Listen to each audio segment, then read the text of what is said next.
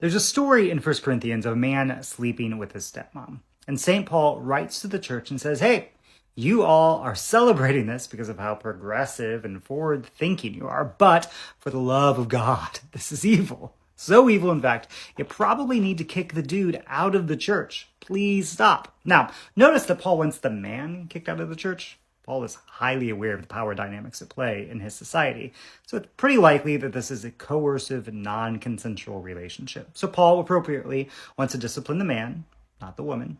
Okay, cool. Now, imagine someone reading that story and coming away with the conclusion, therefore, men and women sleeping together is wrong always. And you'd be like, wait, what? Okay, yeah, sure, Paul's talking about a man and a woman sleeping together, but obviously a perversion of it. It's coercive. It's with someone's own stepmother. But imagine this person says, no, Paul is describing a man and a woman sleeping together, saying they should be kicked out of the church. Therefore, every time a man and woman sleeps together, it's wrong.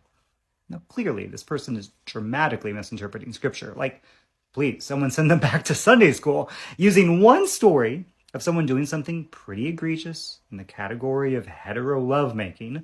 Does that mean that the entire category of hetero lovemaking is wrong? But the same kind of bad logic happens with anti-gay readings of the Genesis story of Sodom and Gomorrah. To give a brief recap, a man named Lot has visitors who are male-presenting angels. Lot invites them into his house, gives them dinner, but then this crowd of men comes to Lot's house and violently demand to sleep with these two men-looking angels to the point of trying to break down the door.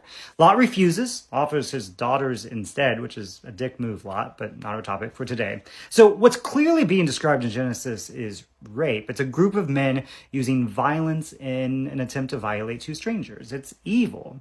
But should the logical conclusion be, because some men try to force themselves onto some other men, therefore being gay is wrong?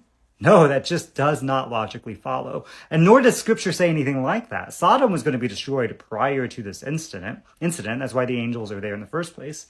And the Bible tells us the reason why Sodom was destroyed. It's not about who sleeps with you. The prophet Ezekiel says the sin of Sodom is that she was proud, had plenty to eat, enjoyed peace and prosperity, but she didn't help the poor and needy. So the Bible's super duper clear what the sin of Sodom is. It's not about being gay. It's about being a rich and comfy city-state and then not helping people who need help. Which, can we talk about the irony of the majority culture of straight Christians in the West ostracizing LGBTQ people, making them statistically more likely to be homeless, unemployed, or dead by suicide, and somehow they're the ones committing the sin of Sodom? Who needs the fire and the brimstone now?